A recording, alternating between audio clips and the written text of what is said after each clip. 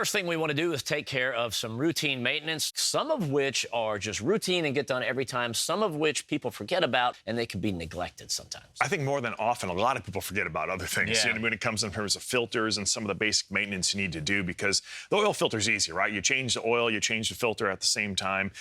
Pretty standard, right? But when it comes to stuff like that you don't see, like the in-cabin filter, a lot of people don't even know that exists, right? For one. It's so, like, think about this conversation. Like, hey, let's go have some beer and a couple wings, right? And, no, I can't do that. I got to change my in-cabin air filter. That conversation has never happened in the history of time. Well, the thing is, it's important to change out because it's something that if it clogs up, first of all, you're breathing that stuff in, right? So you're breathing in any kind of debris that's stuck inside of that filter. The other thing, too, is your AC unit can cause damage to it, just like it would at your house. Yeah, if you don't change the filter on that, it's all bad.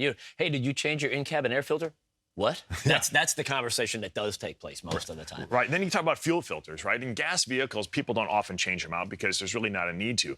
On a diesel truck like this, the fuel filter is really important. You want to keep the thing running and running well. Dude, if your truck has one of those CP4 fuel pumps on that, you got to change that thing out all the time. Right. I mean, the joke is like daily, which is impossible to do. Every time you fill up, right? Yeah. So, I mean, we exaggerate for effect, but man, especially in that application, it is so important to keep that fuel as clean as possible.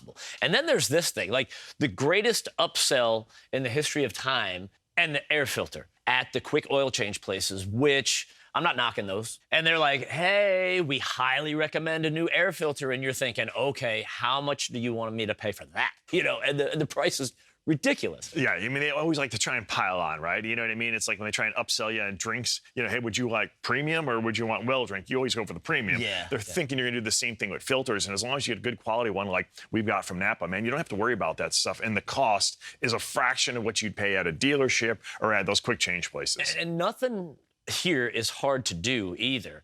And so, and NAPA, just like everything else, you got reward points and all that. So you go in there, you get the stuff, you spend a fraction of the cost, and by the time you do this a couple times, you're practically making money. Practically paying you to put these filters on, right? Exactly. So last time we had this truck here, we actually did the oil change. So this is already handled. We already got the new filter in. That's done. So now we can take a look at the next one, which is probably the fuel filter since we're, here.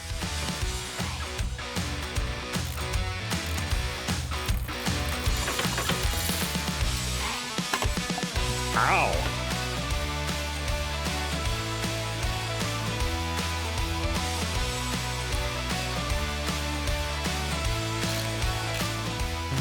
All right, so to get to this air filter, there are 6 screws, a clamp, and a plug.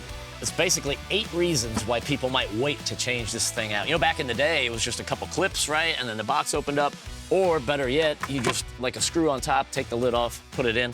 But that's all in the name of modern convenience.